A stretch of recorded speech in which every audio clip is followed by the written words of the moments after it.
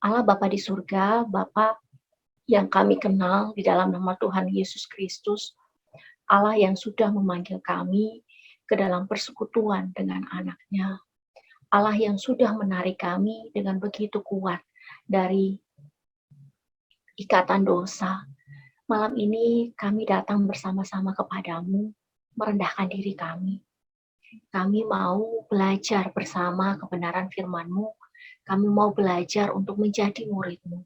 Tolong setiap kami supaya kami sungguh-sungguh diperlengkapi untuk menjadi murid-Mu. Kami semakin diperlengkapi melalui sesi ini. Biarlah kami menikmati kehadiran Tuhan dan firman Tuhan dimanapun kami berada. Sekalipun kami berjauhan dari teman-teman kami, tetapi Engkau Allah yang tetap bersama dengan kami, dan biarlah kehadiran-Mu itu yang menolong kami malam hari ini. Tolong kami ya Allah, kami membutuhkan pertolongan-Mu. Kami menyerahkan semua jaringan internet, peralatan yang kami gunakan, tolonglah kami ya Tuhan. Ini doa kami menyerahkan sesi ini kepada Tuhan. Dalam nama Tuhan Yesus Kristus kami berdoa. Amin. Teman-teman yang terkasih, berbicara tentang pemuritan di masa pandemi. Saya suka gambar jejak kaki, karena itu menggambarkan betapa kita perlu mengikuti jejak kaki Tuhan tapak demi tapak. Tidak perlu berjarak terlalu jauh. Tidak perlu mengambil jarak terlalu jauh, tapi yang diperlukan adalah dekat dengannya dan mengikuti Dia. Bukankah itu panggilan Yesus kepada para murid-Nya? Ikutlah aku, kamu akan kujadikan penjala manusia. Ikutlah aku, kepada Lewi pemungut cukai dan mengatakan, ikutlah aku. Panggilan untuk mengikuti. Itulah gambaran pemuritan sebenarnya. Gambaran padang gurun mengingatkan kita tentang kisah umat Allah berjalan di padang gurun. Tidak mempunyai GPS seperti kita sekarang ya, tetapi Tuhan menuntun mereka berjalan, berpindah dari satu tempat persinggahan ke tempat persinggahan yang lain, menuju ke tempat yang sudah Tuhan sediakan. Itu gambaran pemuritan, mengikuti Allah. Kita akan lihat bagaimana pemuritan di masa pandemi yang kita sama-sama ada di dalamnya. Kita sama-sama bergumul di dalamnya. Saya bicara tentang bagian ini bukan karena saya paling tahu, tetapi saya banyak gagal dan saya bersyukur ketika diberi kesempatan untuk berbagi bagian ini. Banyak kegagalan yang bisa saya renungkan kembali. Next slide.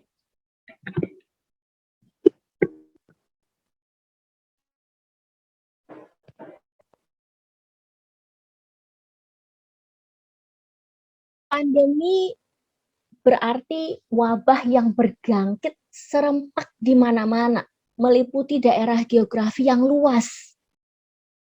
Kalau yang belajar mesti tahu ya, tahu lebih detail.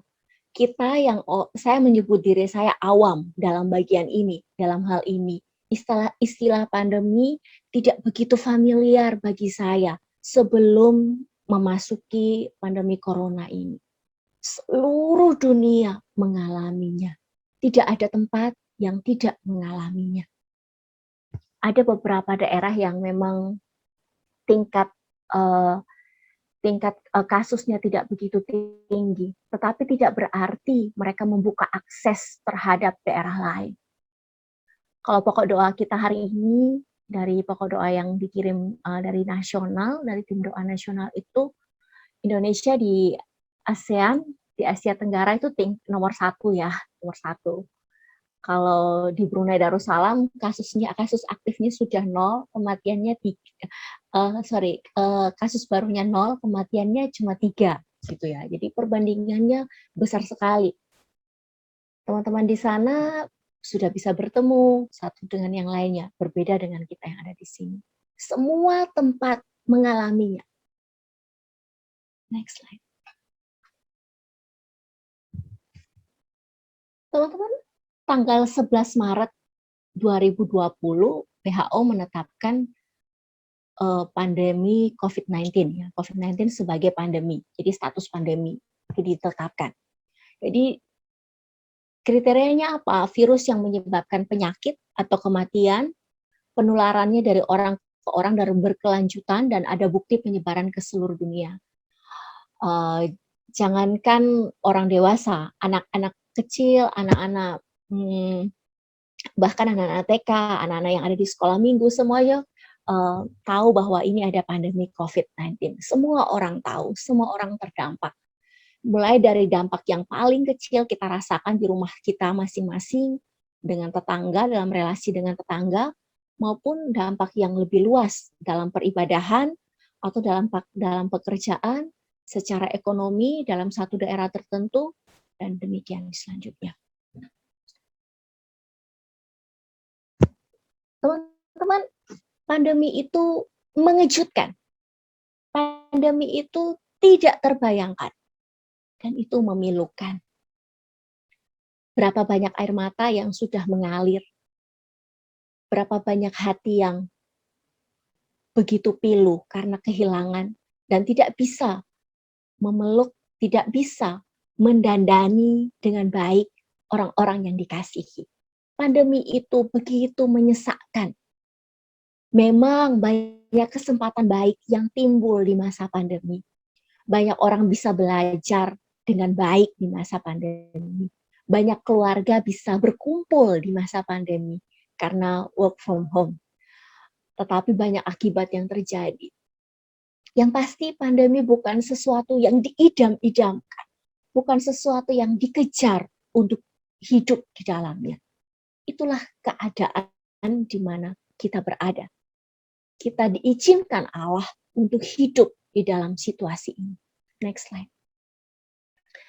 Teman-teman yang saya kasihi di dalam Kristus, kita melihat bahwa saya mengajak teman-teman melihat beberapa wabah yang terjadi ya.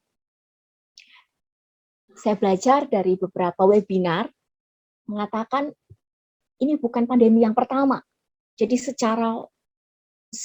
secara makro ini bukan hal yang pertama. Memang ada beberapa epidemi, tapi kalau disebut pandemi, di tahun 165 sampai 180 ada wabah Antonine. Itu ada cacar yang mengakibatkan kematian lebih dari 5 juta orang di wilayah Romawi. Ini masa bapak-bapak gereja.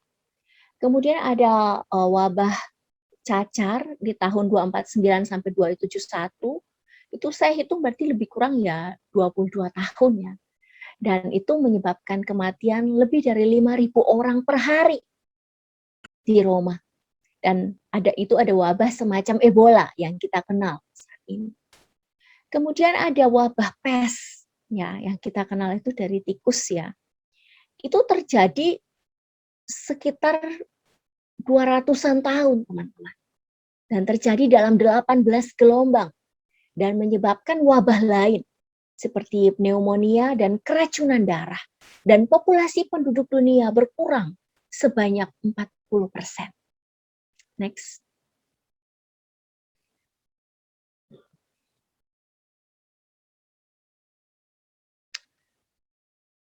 Ada juga wabah bubonik atau yang dikenal dengan Black Death. Itu lebih kurang 6 tahun. Berasal dari Asia Tengah, menyebar di Eropa.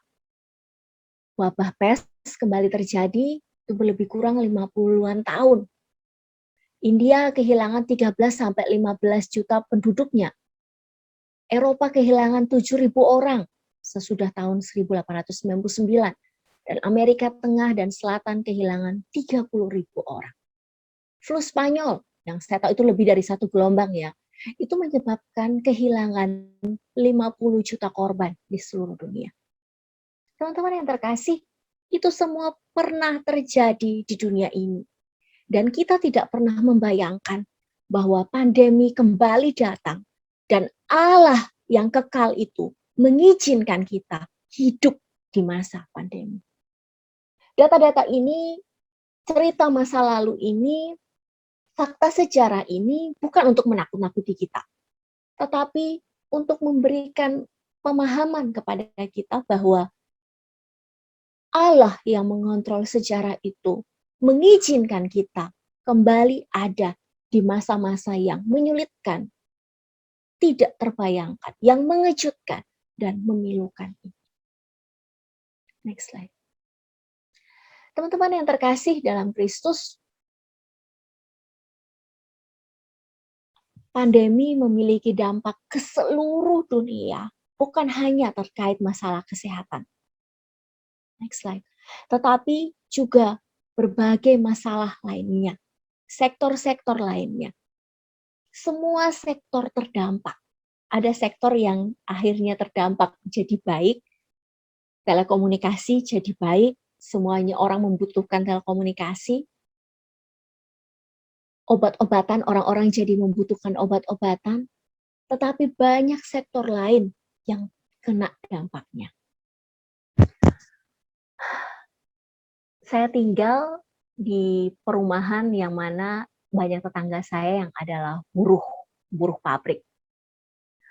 Di masa pandemi ini, beberapa di antara mereka harus di PHK. Beberapa di antara mereka kehilangan pekerjaannya. Beberapa di antara mereka saat hampir lebaran mereka harus mengalami pemutusan hubungan kerja. Kemudian sesudah lebaran mereka ditarik kembali, di lowongan pekerjaan dibuka kembali. Ya, kita tahu bahwa semua itu supaya mereka tidak mendapatkan tunjangan hari raya. Pandemi membuat semua sektor, semua hal terdampak. Pendidikan terdampak, semua orang sekolah dari rumah. Orang yang punya niat belajar dan punya akses yang besar, dia akan belajar sebanyak-banyaknya. Tapi orang yang memang tidak punya niat belajar, sulit untuk belajar, perlu dorongan yang besar untuk belajar. Maka ini saat yang sangat sulit untuk dia bisa belajar, dan mungkin ini seperti kesempatan untuk tidak belajar, dan dia akan berfokus pada hal lain. Seluruh aspek kehidupan terkena imbas dari pandemi ini. Next slide. Mari kita memandang pada dunia dan visi Allah pada dunia ini. Mari kita memandang seperti apa yang sudah Allah lihat.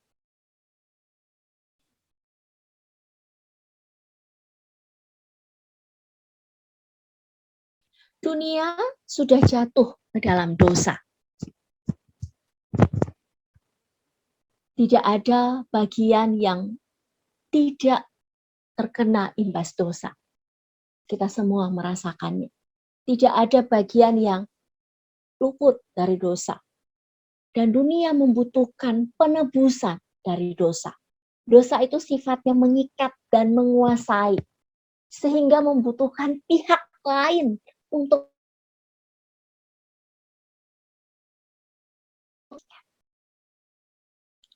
tidak ada orang yang bisa melepaskan dirinya sendiri dari ikatan dosa. Butuh pihak lain. Dan 1 Petrus 2 ayat 9 dan 10 menarik keluar dari kegelapan. Kristus sudah melakukannya, dikerjakan dengan sempurna di atas kayu salib. Beberapa waktu yang lalu saat mempersiapkan camp ini, saya share dengan Mas Yohanes bahwa wow, ternyata Camrek ini di saat hari Minggu akan eksposisi tentang Roh Kudus itu berdepatan dengan hari raya kita ya, hari raya Kristiani, hari Pentakosta, hari turunnya Roh Kudus. Kesempatan di mana kita bisa merayakan kembali bahwa Allah menyatakan kuasanya dengan begitu besarnya. Allah menyatakan pemenuhan atas semua yang sudah dijanjikan. Teman-teman yang terkasih, pandangan pada dunia dan visi Allah pada dunia ini yang akan menentukan gerak kita di dalam kegerakan pemuritan. melihat teman-teman yang saat ini ada di mahasiswa, tentu dengan semua hal yang baru, semua hal yang bikin semangat, yang membakar semangat teman-teman, itu hal-hal yang sangat penting yang dibutuhkan oleh dunia ini. Sudah lama saya menjadi mahasiswa. Ini tahun 2021 berarti saya menjadi mahasiswa ya 18 tahun yang lalu saya menjadi mahasiswa. Itu waktu yang lama. Tetapi firman Allah tetap sama. Untuk orang bisa mengerjakan pemuritan, dia perlu memandang dunia dengan visi Allah pada dunia. Next slide.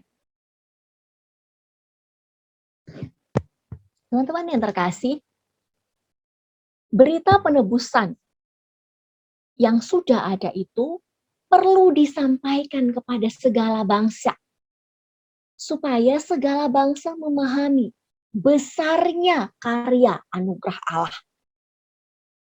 Mereka perlu tahu bahwa penebusan sudah dikerjakan. Segala bangsa perlu mengerti hal itu. Bagaimana mengerjakan hal itu? Lewat pemuritan. Teman-teman yang terkasih, siapapun bisa menjadi alat Tuhan di dalam rancangan penebusannya. Perjanjian Lama memberikan kesaksian tentang berbagai suku bangsa yang dijadikannya sebagai alat. Kores disebut sebagai hambanya. Kores yang menyuruh orang Israel pulang ke tanah mereka. Apa yang dinubuatkan oleh nabi-nabi digenapi. Babel disebut sebagai alatnya. Memang Tuhan akhirnya menghukum bangsa-bangsa yang bertindak lebih dari yang seharusnya. Tetapi siapapun bisa menjadi alatnya dalam rangka rancangan penebusannya yang begitu besar. Namun, secara sadar, perintah untuk menjadikan segala bangsa sebagai murid Kristus diberikan kepada mereka yang menjadi murid Yesus sendiri. Pemuritan bukan tindakan tidak sengaja. Pemuritan adalah tindakan yang sadar dan sengaja dilakukan. Next slide. Teman-teman yang terkasih, manusia Yesus Kristus telah memperagakannya. Memperagakan apa? Memperagakan proses pemuritan itu sendiri. Dan ia memberi teladan yang sangat jelas kepada para rasul. Yohanes 17, saat dia berdoa, dia berkata kepada Allah Bapa, tugasku sudah selesai. Apa yang selesai? Sementara pekerjaan salib belum dikerjakan. Urusan dengan murid-murid sudah selesai. Prosesnya sudah selesai. Semuanya sudah selesai. Semua keyakinan, semua cara hidup, bagaimana melayani, belas kasih kepada segala bangsa sudah selesai diperagakannya. Dan teman-teman yang terkasih, tidak ada kebingungan di dalam diri para rasul tentang bagaimana perlu memuridkan. Masa ini merupakan masa di mana mereka ada di ruang atas menikmati doa bersama-sama. Tetapi sebelumnya 40 hari semasa Yesus bangkit dari antara orang mati, 40 hari secara berulang kali Yesus menampakkan diri kepada murid-muridnya. Untuk apa? Demi apa sih Yesus menampakkan diri kepada murid-muridnya? Untuk mengokohkan keyakinan mereka.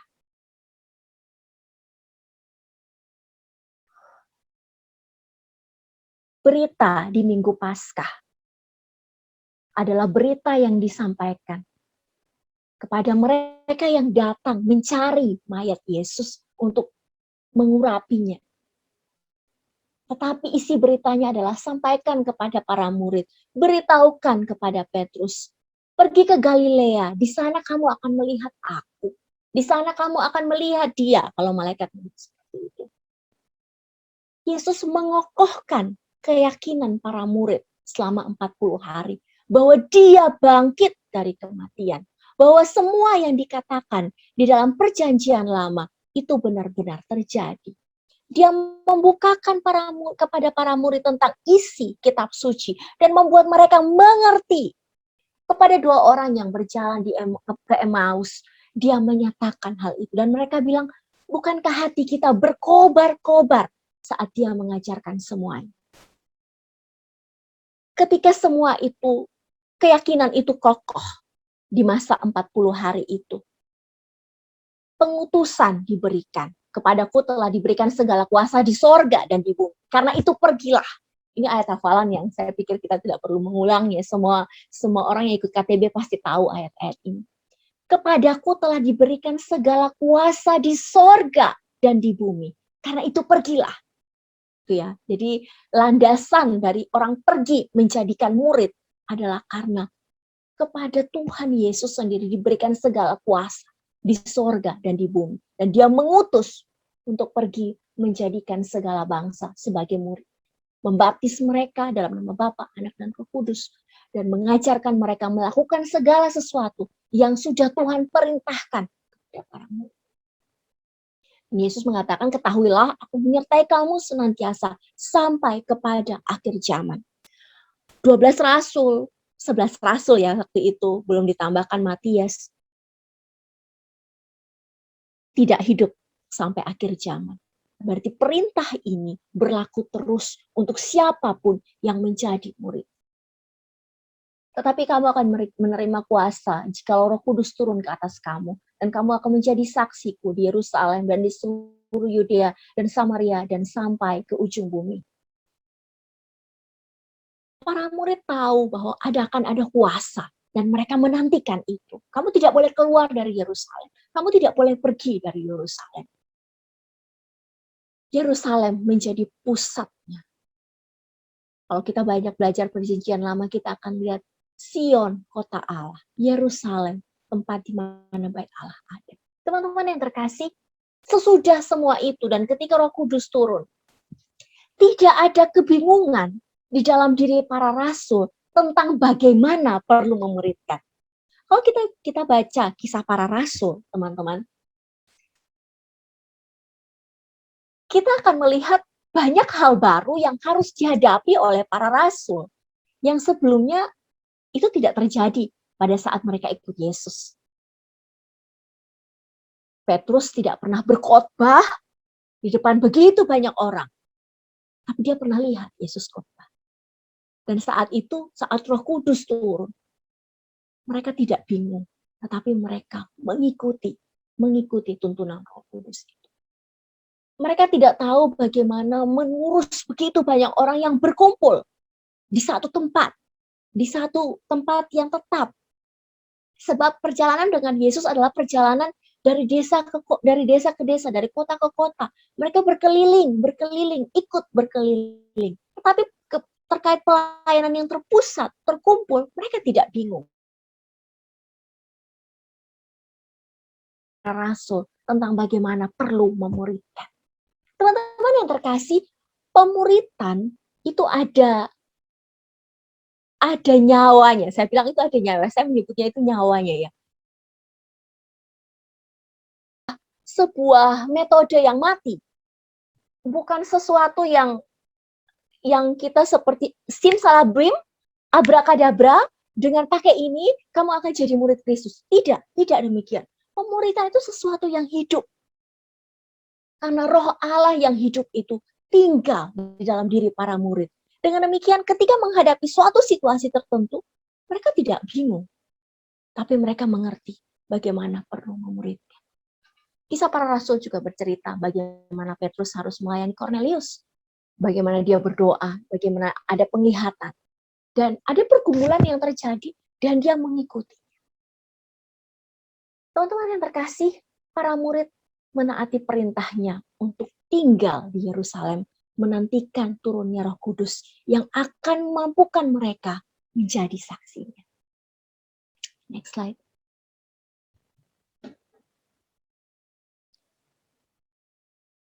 Di mana kita saat ini? Kita ada di masa pandemi dan semua bisa terhubung secara online. Semua pandemi yang kita lihat tadi, orang-orang tidak terhubung secara online. Untuk mana satu berita sampai ke satu tempat, itu butuh waktu yang sangat lama. Tapi kita saat ini kita terhubung secara online. Kita bisa tahu apa yang terjadi di tempat lain dengan cepat. Inilah saat di mana kita berada. Inilah keadaan kita. Next slide. Teman-teman yang terkasih, ada 3 kemungkinan dalam situasi ini. Yang pertama, kita sangat sibuk secara online karena kita sudah terjebak di dalamnya, nomofobia. Jadi kalau tidak ngecek handphone, kita akan mengalami sesuatu. Kita akan resah, kita akan gelisah kalau tidak ngecek handphone, padahal tidak ada sesuatu yang lain. Atau yang kedua, kita sangat malas, sehingga sangat random untuk memberi makan kemalasan kita. Jadi ngecek-ngecek handphone, melakukan sesuatu, tapi itu sebenarnya karena kita malas ya, rebahan, melakukan sesuatu secara random, tanpa tujuan, dan akhirnya waktu selesai. Yang kedua, kita hidup di luar jaringan internet. Jadi ada beberapa teman di daerah lain di Indonesia yang memang tidak ada jaringan internet. Gitu. Adik-adik KTB-nya atau adik-adik PA-nya itu pulang ke daerah-daerah yang memang itu tidak ada jaringan internet. Gitu. Kalau bicara tentang rebahan dan sangat malas, ya saya sejak tanggal 8 saya masuk jadi kaum rebahan ya teman-teman. Jadi tanggal 8 itu saya jatuh teman-teman dan ada tulang di kaki saya yang patah. Dan akhirnya tanggal 12 itu saya operasi dan akhirnya harus rebahan. Jadi itu yang membuat segala sesuatu jadi lebih lambat. Tetapi dengan itu saya jadi memahami betapa terbatasnya apa itu pembatasan, apa yang boleh dan tidak, apa yang bisa dan tidak. Nah, teman-teman, 3 kemungkinan ini yang ada dalam situasi kita saat ini. Sangat sibuk secara online, kita sangat malas, sehingga sangat random untuk memberi makan kemalasan kita, atau kita hidup di luar jaringan internet. Next slide. Bagaimana kita melakukan penjangkauan secara online? Teman-teman yang terkasih, penjangkauan secara online hanya mungkin dilakukan oleh murid-murid Yesus, yaitu mereka yang menyangkal diri, memikul salibnya setiap hari, dan mengikut Yesus. Tanpa kita menyangkal diri, menyangkali kemauan kita untuk pengen tahu outfitnya Nagita Slavina hari ini apa ya, kayak gitu. Atau kalau dulu pas Gading Gisel belum bercerai, hari ini Gisel olahraganya apa ya. Mungkin ada yang pengen tahu banget kayak gitu tentang artis-artis idolanya atau artis-artis luar. Ada yang ingin tahu, saya tidak begitu suka Korea ya. Maaf untuk yang penggemar Korea di sini, karena saya sulit membedakan wajah mereka. Tapi ada beberapa adik KTP yang sangat tahu sampai hari ulang tahunnya, kesukaan-kesukaannya, mereka tahu semua. Teman-teman, kita tidak bisa memuridkan dengan kesukaan-kesukaan seperti itu. Maksudnya, apakah berarti kesukaan itu tidak boleh? Saya tidak mengatakan demikian. Tetapi ketika ada sesuatu yang begitu kita sukai, selain Allah, lebih dari Allah, berarti sebenarnya ada berhala di hati kita. Dan kita tidak bisa terus menjangkau ketika ada berhala di hati kita. Penjangkauan secara online hanya mungkin dilakukan ketika kita menerapkan begini. Menyangkal diri, aku pengen, tetapi tidak. Aku mau menjangkau nih secara online. Aku harus menghubungi adik ini. Menghubungi seorang, kalau saya pelayanan siswa ya, menghubungi seorang anak SMP, mendengarkan ceritanya, cerita hidupnya yang biasa. Mungkin hanya sendiri menjadi satu-satunya orang yang mendengarkan itu. Itu butuh penyangkalan diri yang besar. Dan mungkin itu salibnya ya. Itu salib. Tetapi saya katakan itu baru bisa terjadi, penjangkauan online itu baru bisa terjadi kalau ini diterapkan hari demi hari. Penjangkauan online bukan soal program, tetapi soal hati yang memang mau mengikuti Yesus hari demi hari. Kalau bicara program, hanya sebatas program, penjangkauan online tidak akan berjalan. Karena kita ketemu di layar, kita tidak lihat hidup orang, dan kita tidak bisa mempertanggungjawabkan hidup kita pada orang lain. Tetapi ketika kita mengikuti Yesus hari demi hari, secara sadar, maka penjangkauan online akan terus berlangsung. Kita akan lihat bagaimana cara. Next slide.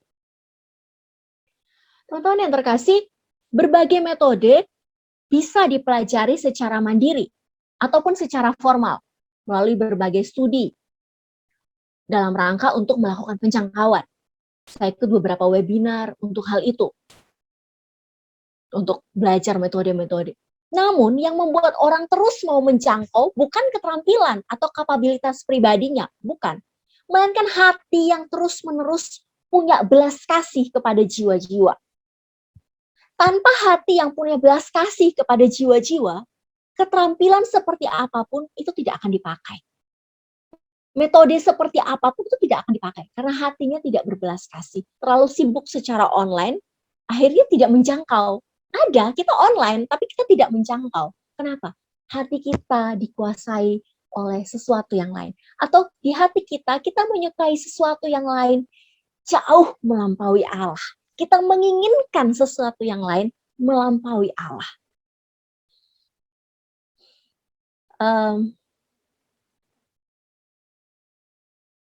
Belajar metode itu seperti kita punya satu kotak perkakas di rumah kita.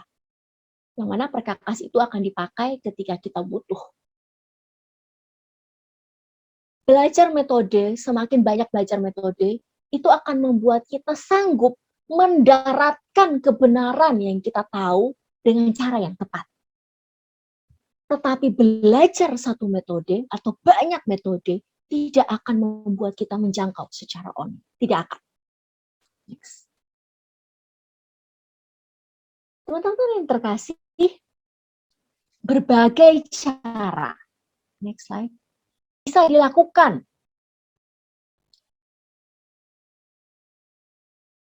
Next slide.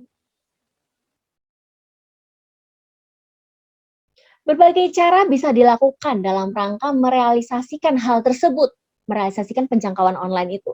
Tetapi hati yang melimpah dengan belas kasihan akan menjadi penentu utama berlangsungnya penjangkauan.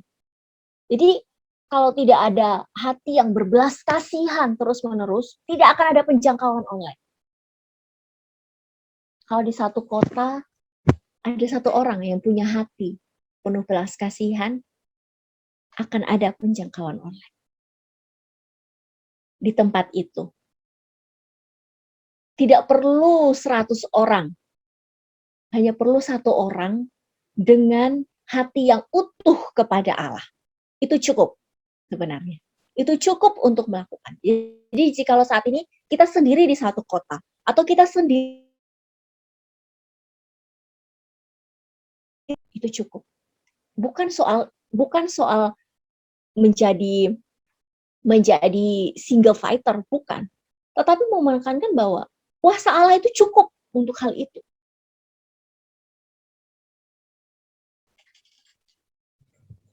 Next slide. Bagaimana melakukan penjangkauan online? Yang pertama, lakukan secara personal. Kita perlu melakukannya secara personal. Melatih diri kita melakukannya secara personal. Kenapa? Karena setiap orang punya ceritanya masing-masing. Dan penjangkauan online sangat baik kalau dilakukannya lewat cerita. Kayak kita melakukannya lewat cerita. Mungkin kita tidak bisa menjangkau langsung banyak orang, seperti orang-orang yang terkenal, tapi kita bisa menjangkau satu demi satu, sekelompok demi sekelompok. Ada link video yang saya beri di panitia, nanti itu bisa di-share nanti saja. Tapi kita bisa pakai cara ini. Jadi share the story, jadi kepada orang yang kita udah kenal, kita minta izin untuk kita mau share satu cerita nih. Tuh. Kemudian ask their story, jadi kita minta pendapat mereka tentang cerita itu. Bagaimana cerita yang kita share itu atau video yang kita share itu relate dengan hidup mereka. Kemudian kita bisa masuk ke tahap yang ketiga, share my story. Jadi kita bisa cerita bagaimana kisah kita. Kalau tadi kan ada kisah yang kita share, ini kisah kita sendiri. Kemudian ya kita ngobrol, sesudah itu baru kita share God story. Saya melakukan ini, saya belajar ini waktu masa pandemi dan saya melakukan ini dan kepada beberapa orang dan akhirnya mereka bergabung dalam ATB gitu. Ini tanpa kelas besar, jadi lakukan sendiri. Jadi misalnya satu hari share ke satu orang kayak gitu, terus dilihat, terus di follow up kayak gitu. Jadi tidak bisa langsung misalnya satu hari 4 tahap ini langsung tidak. Jadi ada tahapan-tahapannya. Gitu. Terus meminta orang lain untuk melakukannya. Tetapi kita pakai gadget kita untuk melakukan itu. Kita bisa melakukan itu sendiri. Tidak perlu program, tidak dimanapun kita bisa. Jadi saat ini teman-teman misalnya ada di ujung timur Indonesia atau di ujung barat Indonesia, teman-teman bisa melakukannya. Kita bisa kontak gitu. Jadi, tapi kita baru bisa sampai di titik ini concern kepada hal ini kalau kita tidak random di media sosial, kalau kita tidak begitu sibuk dengan banyak hal lain yang sebenarnya tidak mengarah ke bagian. Next slide. Bagaimana dengan menjangkau berkelompok? Penjangkauan berkelompok ini sangat efektif karena orang-orang bisa saling mendukung. Tidak semua orang itu kuat dalam penjangkauan personal, tetapi ketika ada dalam kelompok, orang akan bisa melakukannya. Jadi pakai kelompok KTB yang ada sebagai sarana penjangkauan. Jadi berarti kelompok itu menjadi kelompok yang lebih terbuka untuk diikuti orang lain. Nah terus gimana dong kalau sharing-sharingnya secara pribadi dan sebagainya? Keep dulu sharingnya, kalau sharing nanti bisa sama pemimpinnya sendiri atau janjian sendiri di luar orang-orang baru yang baru datang. Bisa seperti itu. Tetapi kelompok itu menjadi kelompok yang terbuka. Saya ingat salah satu ayat di Kisah Para Rasul mengatakan bahwa dan tiap-tiap hari Tuhan menambahkan jumlah mereka, jumlah orang yang diselamatkan pada mereka. Menambahkan kepada mereka jumlah orang yang diselamatkan. Jadi jumlah orang yang diselamatkan itu ditambahkan kepada kumpulan orang percaya. Jadi saya pikir kelompok KTB itu tidak perlu menjadi kelompok yang sangat eksklusif sehingga kamu nggak boleh masuk kelompok ini. Kamu harus mulai dengan KTB baru. Bisa saja orang itu belajar, karena pertumbuhan setiap orang itu beda-beda. Tapi ketika orang itu mulai belajar, masuk ke dalamnya, kita menyambut satu anggota baru, kita mengerti bagaimana memperlakukan orang.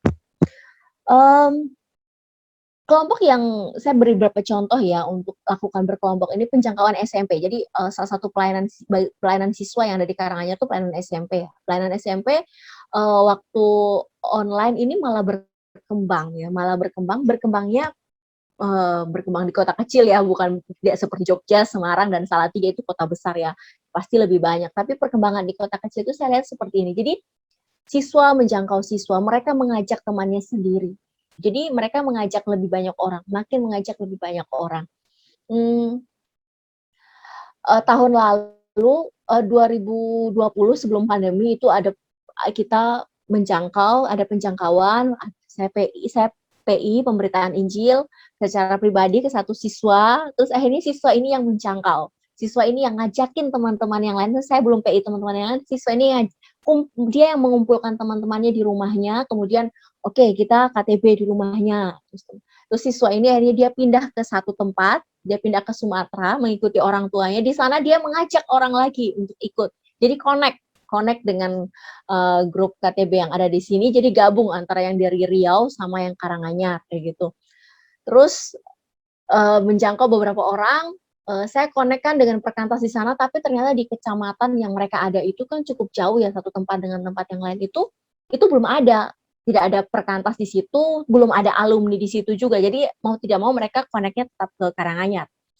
Terus tadi hari ini ya, karena habis operasi, jadi saya off, saya minta ke teman alumni yang lain, ke staf admin yang ada di sini, minta tolong di handle ya kelompok yang ini, ya gitu, kelompok SMP ini. Ternyata satu siswa baru yang terakhir diajak oleh mereka, oleh si anak ini, dia sudah mengajak teman yang lain, yang temannya ini dari Bekasi. Jadi teman-teman bisa lihat bagaimana mereka bergerak, mengajak, menjangkau, semuanya secara online.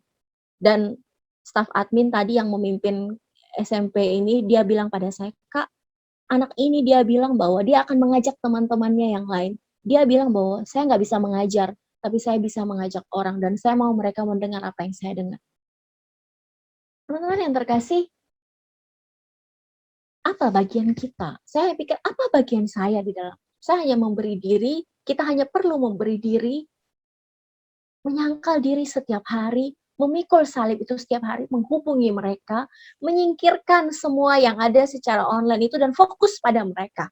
Memakai semua ini untuk menjangkau dan melihat bagaimana mereka bergerak. Ada beberapa, jadi mereka itu dari kelompok yang memang, ada kelompok lain yang secara tatap muka saya belum pernah ketemu mereka, jadi itu kelompok yang terbentuk waktu pandemi dan mereka bergerak menjangkau. Mereka bergerak menjangkau adik kelasnya, menjangkau teman-temannya, meskipun tidak semulus cerita yang tadi, cerita yang pertama. Tapi mereka bergerak. Melihat bagaimana ketika kelompok itu terbuka, mereka mengerti bagaimana cara saya memperlakukan orang baru, cara temannya mengajak, mereka bergerak menjangkau, bergerak menjangkau, bergerak menjangkau. Kemudian contoh lain penjangkauan di movement D. Movement D ini salah satu movement di Asia Timur yang mana kita Indonesia ikut di dalamnya. Kak Johan tahu cerita tentang ini karena Kak Johan pernah jadi salah satu narasumber untuk movement D dan itu sangat memberkati. Teman-teman, pandemi justru membuat pekerjaan Tuhan di movement D ini berkembang. Kami bisa ketemu online 2 minggu sekali dan teman-teman itu yang bergerak menjangkau, bergerak menjangkau. Terakhir Rabu yang lalu saat Rabu lalu saya operasi dan malamnya saya operasi pagi dan malamnya itu pertemuan movement D itu mereka mengajak orang baru itu dari dia mahasiswa internasional, dia mahasiswa, dia ngambil PhD, dia dari India, dia ngambil PhD dan dia cerita tentang kondisi keluarganya yang di India yang terkena imbas COVID. Jadi mahasiswa sendiri yang mereka yang bergerak menjangkau. Tapi bagian kita apa? Fokus pada mereka, fokus pada jiwa-jiwa. Tidak random dengan banyak hal lain. Contoh lain penjangkauan secara online itu adalah mengumpulkan kembali yang pernah ikut. Jadi orang-orang kan ada ya, teman-teman kalau ikut KTB terus malas nih, akhirnya nggak ikut lagi, kayak gitu, lama, hilang, kayak gitu. Itu kan banyak yang kayak gitu ya. Banyak yang kayak gitu. Jadi ketika selesai KTB atau selesai PA atau selesai apa gitu acara online bersama, biasanya kan kita posting foto ya, sengaja ngepost supaya apa? Bukan untuk membanggakan diri, bukan ya. Tapi kalau saya ngepost itu supaya siapa tahu ada yang tertarik. Dan memang ada yang tertarik ikut join kelompok karena lihat postingan foto, aku rindu KTB lagi, aku mau ikut. Jadi ketika kita ngeposting itu juga memang bukan untuk wow dia ini seperti tidak seperti itu memang kita menjaga diri kita, tetapi bagaimana supaya orang melihat bahwa ini ada wadah. Jadi ada beberapa orang yang kembali join gitu. Di masa-masa pandemi ini justru orang-orang yang pergi dulu, yang jauh, mereka akhirnya kembali untuk belajar firman. Kita mengumpulkan kembali yang pernah ikut. Siswa kalau di dunia alumni, beberapa alumni kembali ikut dan itu sangat memberkati. Mas Yohanes memimpin banyak kelompok baru di masa pandemi ini. Banyak gereja, ada orang-orang yang ikut di masa pandemi. Jadi kami menikmati bagaimana menjangkau secara online dari rumah, tempat di mana kita tinggal, kita hidup sehari-hari, kita menjangkau. Gadget yang sama, teman-teman miliki. Semua teman-teman miliki. Bahkan mungkin teman-teman lebih kreatif, lebih tidak gaptek dibanding kami. Kalau kami staff di atas usia, saya udah di atas 30, Mas Yo di atas 40, terhadap teknologi pasti gaptek, teman-teman punya semuanya. Mari sama-sama lakukan ini. Oke, next slide. Nah, teman-teman, bagaimana menjalani KTB online? Kalau sudah menjangkau terus masuk ke KTB online ya, bagaimana menjalaninya? Gitu. Oke, next slide.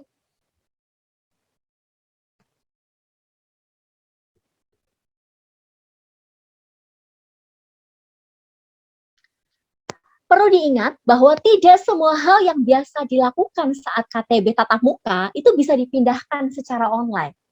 Tidak bisa. Ya. Kenapa? Ada kelelahan yang lebih besar ketika ada dalam pertemuan online. Jadi kita harus memilah. Kita harus memilah. Kalau KTB biasanya pertemuan langsung itu bisa 2 jam, 3 jam, 4 jam, ada KTB yang seperti itu betah cerita. Kalau online kayaknya tidak bisa begitu. Tidak bisa terus-menerus seperti itu. Mungkin sekali waktu bisa begitu, tapi tidak semua anggota akan tahan seperti itu. Buatlah, pilah dengan siapa kamu akan KTB, dengan siapa kita akan KTB. Pilah benar-benar hal itu. Dan bagaimana kita menjalani. Next slide. Tinggal sebentar lagi. Next slide. Oke. Tentang unsur-unsur dalam KTB, yaitu penyembahan, persekutuan, pembinaan, pengutusan. Bukannya perlu dipindahkan saja ke dalam KTB online. Itu perlu, tapi bukan hanya perlu dipindahkan saja. Namun, unsur-unsur itu perlu menjadi bagian yang tidak terpisahkan dari hidup seorang murid Kristus. Jadi, fokus kita bukan hanya supaya di dalam KTB online itu ada penyembahan, ada persekutuan, terus ada pembinaan, kita mengajar di situ, terus kita mengutus gitu. Bukan. Tetapi fokus kita adalah setiap orang menjadi murid yang menyembah Allah. Karena siapa yang menyembah dia dalam roh dan kebenaran, dia pasti akan menjangkau. Karena penyembahan dan penjangkauan itu pasti akan bersama-sama berjalan. Tidak mungkin orang menyembah tanpa ingin menjangkau. Dan tidak mungkin orang menjangkau kalau dia tidak masuk di dalam menjangkau terus-menerus kalau dia tidak masuk dalam penyembahan yang benar-benar di hadapan Allah. Murid yang menyembah. Bagaimana cara menyembah dengan KTB online? Biasanya saya meminta masing-masing menyebutkan satu sifat Allah. Dan ayo mari kita menyembah dia berdasarkan sifat Allah itu. Kemarin saya dari saat teduh saya mengenal Allah sebagai Allah itu perisai yang melindungi.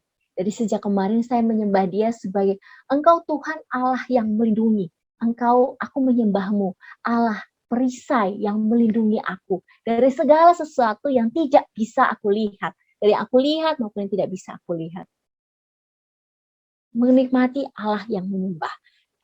Kalau balik ke tadi KTB online yang SMP ya, ada KTB yang mereka sangat terbatas, sinyal di tempat mereka tidak begitu bagus, jaringan internet di tempat mereka tidak begitu bagus. Jadi kita perlu KTB-nya itu teman-teman tahu pakai WhatsApp chat dan voice note. Mereka lebih memilih itu dibanding Google Meet atau Zoom. Kenapa? Mereka bilang, Kak, kalau pakai voice note, Kakak jelaskan, nanti kalau kami tidak mengerti, kami bisa ulang. Tetapi kalau pakai Google Meet atau Zoom, Kakak jelaskan, kami tidak dengar, ya sudah, hilang. Tonton lihat betapa hati yang haus akan kebenaran itu dimiliki. Jadi memang beberapa kali saya mengalami tangan saya bengkak, tangan kanan saya bengkak karena kebanyakan ngecat. Jadi kadang-kadang dia pindah laptop, tapi kan tidak begitu nyaman ya, dan laptop tidak bisa dibawa kemana-mana. Jadi sama anak-anak ini, jadi tangan ini bengkak sampai tubuh sebelah kanan ini sakit semua. Ya itu beberapa kali dialami, teman-teman. Tapi bagaimana menikmati kehausan untuk belajar firman? Murid yang bersekutu dengan sesama murid yang lainnya. Persekutuan memang tidak bisa dengan layar, kita nggak bisa bersekutu. Tetapi bagaimana persekutuan sebagai murid Kristus itu dihadirkan secara real di tempat di mana mereka ada. Itu yang harus kita tuju. Bukan hanya di dalam layar. Bukan hanya saat kita pertemuan ini KTB online kita ada persekutuan. Tidak seminim itu, teman-teman. Tapi yang lebih kita harapkan adalah mereka bersekutu dengan sesama orang percaya lainnya. Kita melihat bagian yang lebih luas. Kalau teman-teman perhatikan di beberapa slide di atas, saya banyak memakai gambar bola dunia, peta dunia. Kenapa? Karena jangkauan yang Allah berikan bagi murid adalah segala bangsa. Jangkauan yang Allah berikan, kapasitas yang Allah berikan dengan kuasa Roh Kudus itu menjadi saksi sampai ke ujung bumi. Mari kita memandangnya dengan sukacita. Mari kita memandangnya dengan hati yang berharap penuh supaya itu terjadi, supaya itu kita alami. Jadi yang dituju adalah setiap anggota KTB bisa punya persekutuan dengan sesama murid Kristus, sesama orang percaya lainnya. di tempat di mana dia berada. Jadi misalnya di tempat itu dia sendiri sebagai satu-satunya orang percaya, maaf, mau tidak mau dia pasti menjangkau dan persekutuan di tempat itu terbentuk. Dan KTB online menjadi tempat di mana dia di-charge kembali. Murid yang memberi diri untuk diajari, untuk dididik dalam pembinaan. Masa online seperti ini, mereka bisa online, bisa dengar dari manapun. Bukan hanya dari kita sebagai kakak KTB, bukan hanya dari staf perkantas, bukan hanya dari satu gereja, mereka bisa membandingkan. Tapi mari kita fokusnya adalah membangun hati yang mau belajar, bukan hati yang mengabaikan kebenaran, dan semuanya sekedar scroll, dan scroll. Hanya scroll aja dengan sebagian. Justru sangat berbahaya ketika orang tidak belajar utuh. Jadi kita perlu fokus untuk membangun hati yang mau belajar sungguh-sungguh. Dan yang terakhir, murid yang sadar akan panggilannya di tengah dunia, yaitu dia diutus menjadi saksi Allah di tengah dunia, menjadi saksi Kristus di tengah dunia.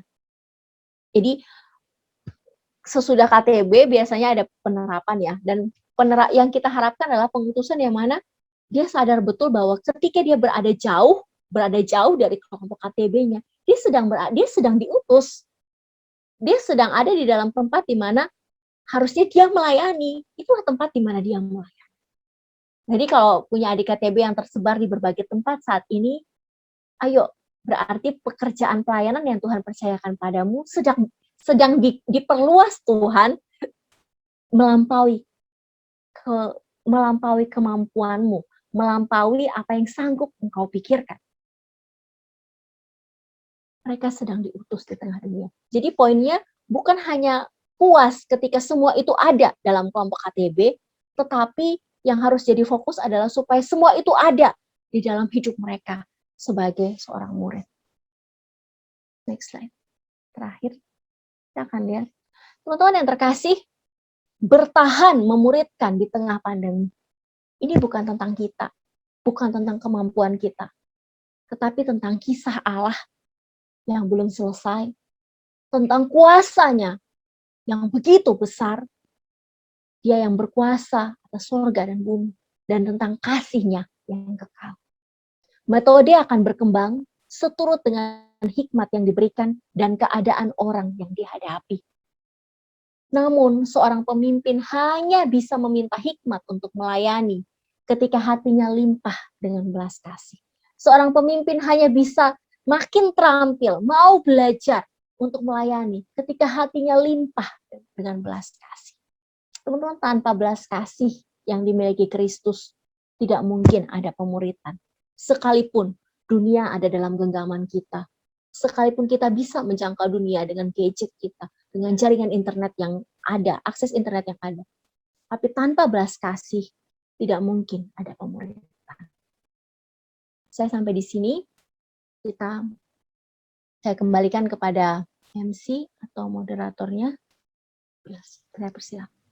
Baik, luar biasa. Terima kasih Kak Ivana. Sungguh firman yang membuka wawasan kita, membuka bagaimana cara kita berpikir dan nantinya berkomitmen dan bertindak mengenai KTB kita di masa pandemi ini. Dan teman-teman, ini akan ada sesi tanya jawab. Bagi teman-teman yang ingin bertanya, silahkan saya beri kesempatan bisa melalui chat ataupun bertanya langsung. Mari teman-teman yang ingin bertanya, saya persilakan.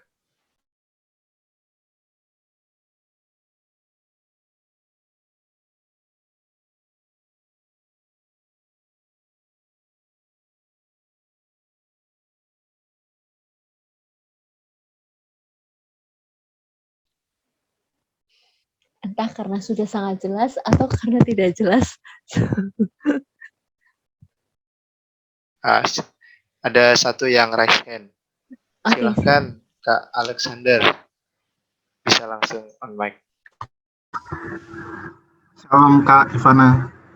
Halo, shalom. Jadi siapa ini?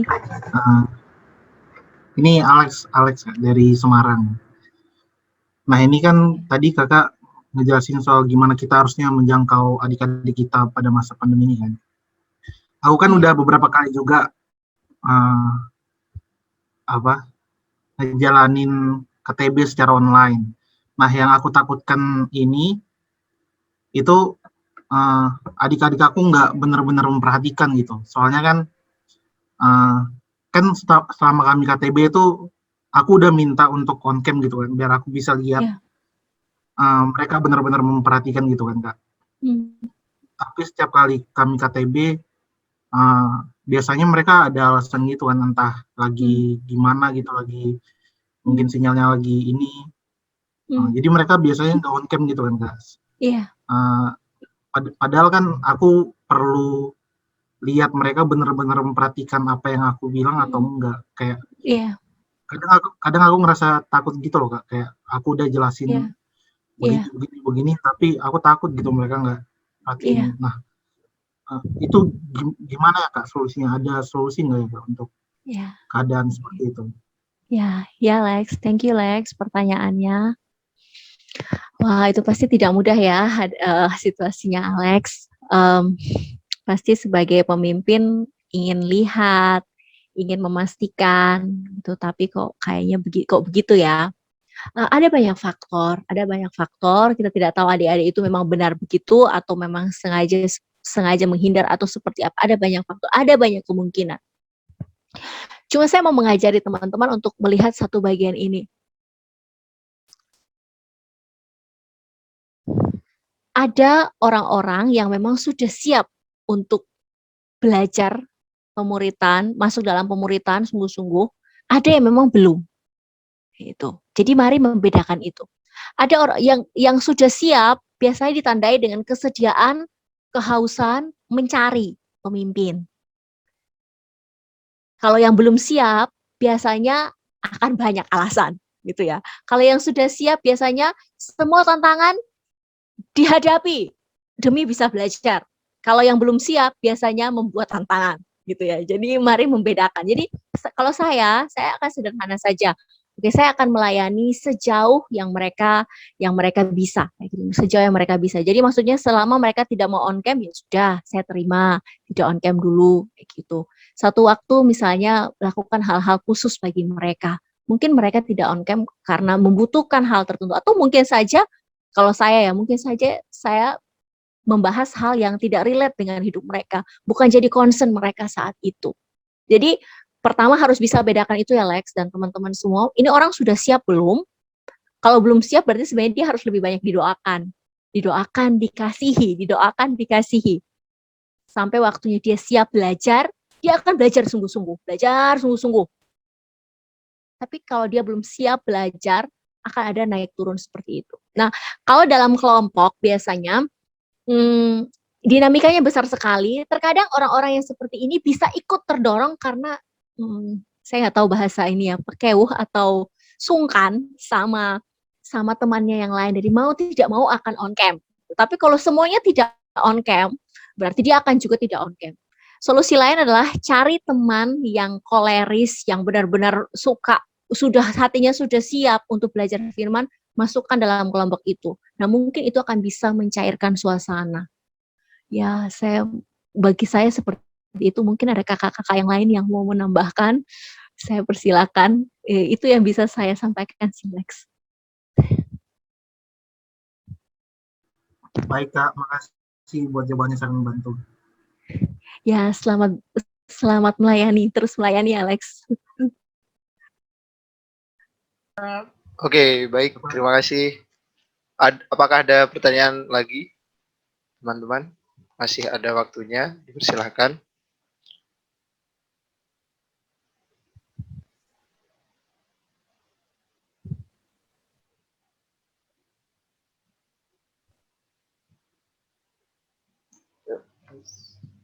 Oke, mungkin dari saya aja ya Kak. Oke, silakan. Oke, saya ada pertanyaan. Kalau saya ini kendalanya ada dua. Yang pertama, saya baru ada KTB, mungkin baru 1 semester inilah, baru punya adik KTB 1 semester. Kemudian kendala yang paling keras itu dari hal komunikasi. Kayak adik-adik nggak tahu ya kenapa, karena jarak yang jauh jarak angkatan yang jauh, jadi mereka nggak enak gitu, kayak kayak gimana gitu, atau kenapa? Soalnya pas dia di ajak komunikasi di chat di grup ataupun PC itu selalu slow respon. Nah, itu kayak jadi, wah ini kok anehnya gini. Jadi saya ada kayak jadi cara nggak langsung jadi terdorong ikut males juga. Kemudian di satu sisi saya KTB atas saya itu kayak nggak jalan dengan baik karena pandemi, terus karena kesibukan juga, dan itu yang membuat saya juga merasa kering gitu. Padahal saya kan harus memupuk orang, tapi tentu saya juga harus dipupuk dan disiram biar nggak kering gitu. Mungkin dari Kak Ivana ada solusi atau pesan Ini gitu? sorry, namanya siapa? Sasa ya ini tadi ya? Iya Kak. Oke, Sasa, thank you pertanyaannya. Kalau boleh tahu jarakmu dengan adik itu berapa tahun? Dengan Sebenarnya kelompok KTB itu? 2 tahun aja sih Kak. 3 sampai 2 tahun Oke. lah. Iya. Sasa umur berapa sekarang? Kan kalau cowok ditanya umur gak apa-apa ya. Sasa umur berapa nih sekarang? 22 Kak. Oke. Sasa, kelompok KTB saya yang paling muda itu jarak usia dengan saya 23 tahun. Dan mereka bisa curhat dengan saya. Jadi mereka seumuran. Jadi jarak usiaku dengan adik KTB ku yang paling baru itu adalah seusiamu. Maksudku apa? Aku hanya mau memberi contoh bahwa ketika kita punya kasih yang begitu besar dari Allah, jarak usia itu bukan persoalan. Komunikasi akan dibangun. Dan ketika kita menemukan orang yang sudah siap, dia akan connect dengan kita. Bagi pemimpin-pemimpin baru, maksudnya pemimpin KTB yang baru, biasanya tantangannya adalah ketika dia berhenti menginjili. Ketika seorang itu pemimpin itu, aku sudah punya adik KTB, aku udah nggak usah penginjilan. Disitulah pemuritan akan berhenti. Kenapa? Karena tidak semua orang yang masuk dalam kelompok kita itu sebenarnya orang yang sudah siap untuk jadi murid Kristus. Bisa saja itu karena program, bisa saja karena harus jadi pengurus. Tapi ketika kita ikut Yesus sebagai murid, kita tahu betapa agungnya perintah itu, dan kita mau memberi hidup kita untuk ikut dia, mau melakukan perintah itu, kita akan cari orang. Kita akan terus memberitakan kabar keselamatan itu. Kenapa? Karena mereka perlu tahu bahwa dosa mereka sudah ditembus. Jadi saran saya yang pertama, ya terus meminta hati yang memiliki limpah kasih bagi adik itu. Kita tidak mungkin melayani, tidak mungkin fight untuk seseorang kalau kasih kita dangkal. Coba kalau Sasa lagi jatuh cinta, pastikan kasihnya melimpah-limpah ya Sasa, gitu. Orang yang jatuh cinta, orang yang punya cinta itu melimpah-limpah. Dia akan buat apapun untuk orang itu. Nah, kalau kita kekurangan kasih untuk adik KTB kita, jangan langsung layani, minta kasih kepada Tuhan. Saya pernah mengalami itu. Saya sulit mengasihi adik KTB saya. Karena ada beberapa tipikal orang yang, sulit banget ya. Itu termasuk tipikal orang yang sulit untuk dikasih. Dikasih tahu nggak mau dengar dan sebagainya. Itu termasuk tipikal orang yang sulit dikasihi kan. Tapi sebenarnya kan saya juga, setiap kita menjadi tipikal orang yang sulit dikasihi oleh orang lain. Menjadi tipikal orang yang sebenarnya orang. Apa yang saya lakukan? Saya minta Tuhan tolong saya supaya saya bisa mengasihi dia. Seperti Tuhan mengasihi dia. Nonton lihat betapa miskinnya saya terhadap kasih. Sehingga saya sulit mengasihi. Nah, kita baru bisa mengasihi, ngajak ngomong orang. Benar-benar mau bagi hidup. Kalau kita mengasihi. Mengasihi. Jadi, teman-teman, kasih Kristus itu akan memampukan kita untuk mengasihi orang bahkan dari bangsa lain yang tidak sedarah dengan kita. Orang yang makanannya beda dengan kita. Orang yang kesukaannya beda dengan kita. Nah, kasih Kristus itu akan memampukan kita mengasihi sampai segitunya. Jadi itu yang pertama, minta hati yang berlimpah dengan belas kasih. Yang kedua, jangan berhenti menjangkau. Karena kalau berhenti menjangkau, pasti pemuritan akan berhenti. Pemuritan di satu kampus, satu kota, itu akan berhenti ketika orang berhenti memberitakan Injil. KTB ke atas nggak jalan, aku harus mimpin ke bawah. Sudah belajar bagaimana PA pribadi kan, lakukan itu sendiri. KTB itu bukan untuk seumur hidup. Kalau KTB harus seumur hidup, saya percaya Yesus harusnya KTB murid-muridnya selama-lamanya. Tapi dia bilang cukup, selesai. Berarti ada masa orang itu ditolong intensif. Tapi ada masa di mana orang itu harus bisa berdiri kokoh, menolong orang lain. Tapi tidak berarti dia sendiri single fighter. Dia punya komunitas yang saling menopang, saling mendukung. Kira-kira begitu, Sasa. Selamat bertumbuh ya. Baik, terima kasih Kak. Kemudian ini ada yang raise hand lagi. Okay, Silahkan Kak Yeskiel. Terima kasih. Shalom Kak Ivana. Shalom. Aduh, Bapak Pendeta ya ini. Bukan. Kayak gitu Kak. Ya, mungkin pertanyaan saya dari ini ya, dari lapangan ya. Ini kan berbicara pemuritan di masa pandemi. Nah, beberapa kasus di lapangan yang mungkin juga ada yang dihadapi oleh beberapa peserta, dan saya juga sih ya. Kali ini saya ingin mendengar dari sudut pandang Kak Ivana.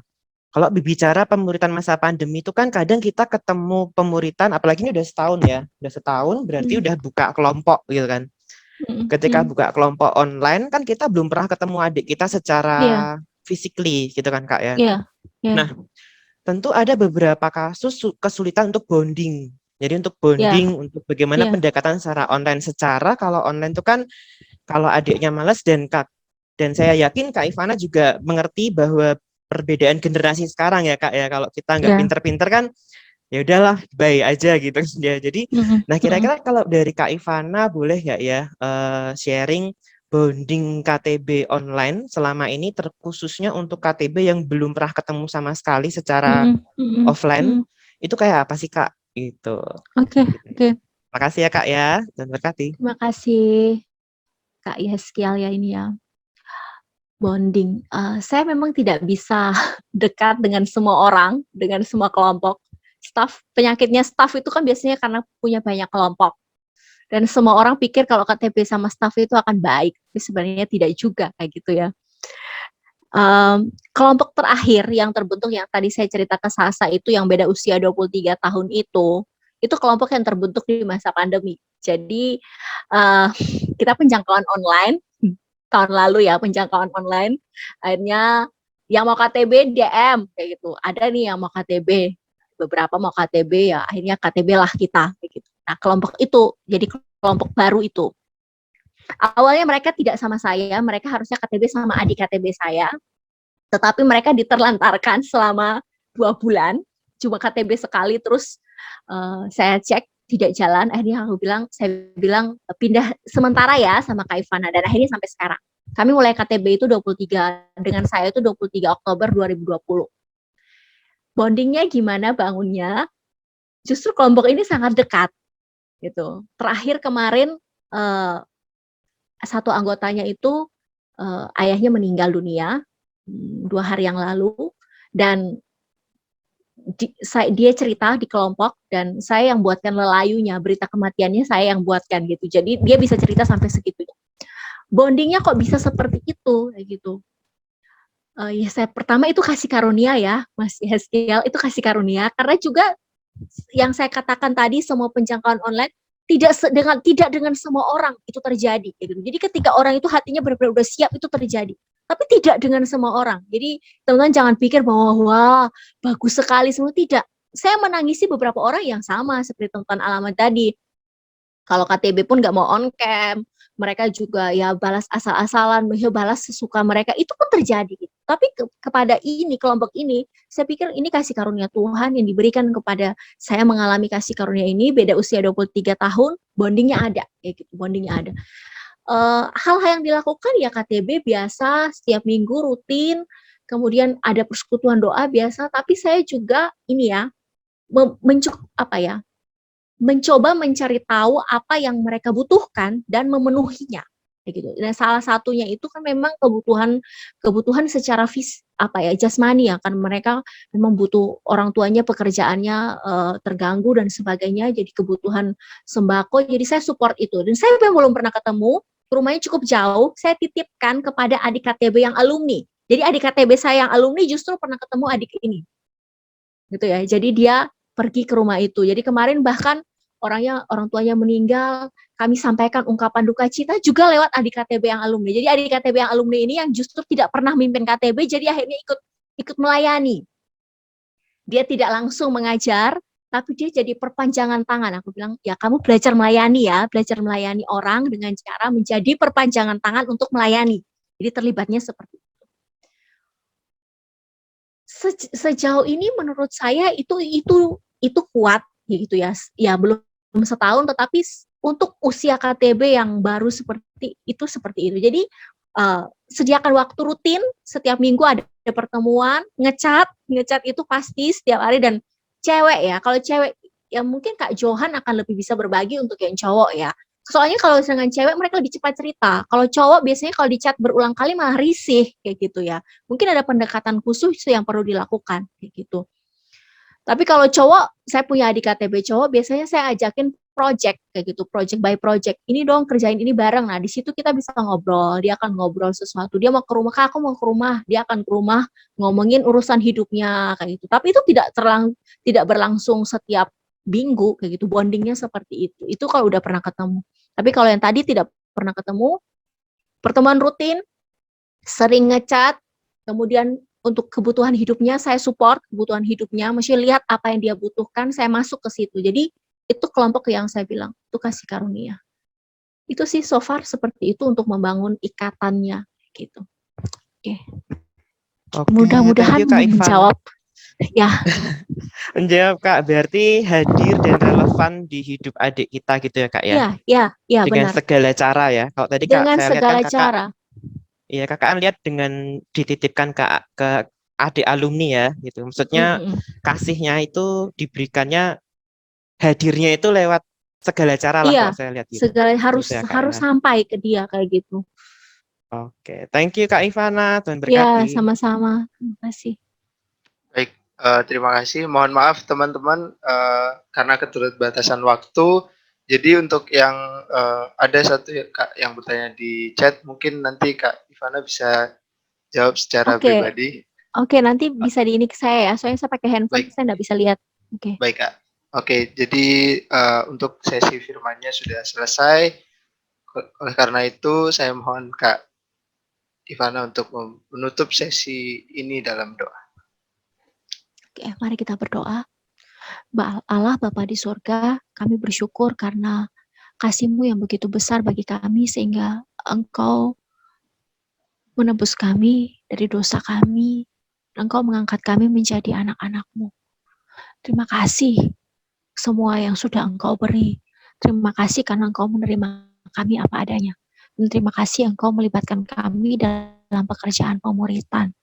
Tuhan, Engkau yang tahu semua kelemahan kami di dalam memuridkan. Kami meminta supaya Tuhan menolong kami, supaya kami bisa memuridkan dengan baik. Tuhan, bangkitkan hati yang merindu-rindukan firman Tuhan kepada setiap anak-anak-Mu malam ini. Bangkitkan hati yang sungguh-sungguh menantikan sebagai satu-satunya yang dirindu-rindukan. Tuhan, Engkau menolong, Engkau berikan hati seperti itu. Karena kami tahu, kami percaya bahwa tanpa hati itu, orang tidak mungkin akan bertahan untuk memuridkan. Engkau dapati kami sebagai murid-Mu yang setia. Kami rindu mengikuti-Mu sampai akhir hayat hidup kami. Tuhan tolong kami. Terima kasih Bapa, hamba-Mu berhenti berbicara, tapi hamba rindu semua anak-anak-Mu yang mendengarkan malam ini sungguh-sungguh menjadi murid Kristus. Kami semua sungguh-sungguh menjadi murid Kristus dan bersungguh-sungguh untuk melakukan pekerjaan pemuritan ini. Kami tahu bahwa segala kuasa di sorga dan di bumi ada padamu, dan Engkau menyertai kami sampai kepada akhir zaman. Terpujilah nama-Mu ya Allah. Dalam nama Tuhan Yesus Kristus kami berdoa. Amin.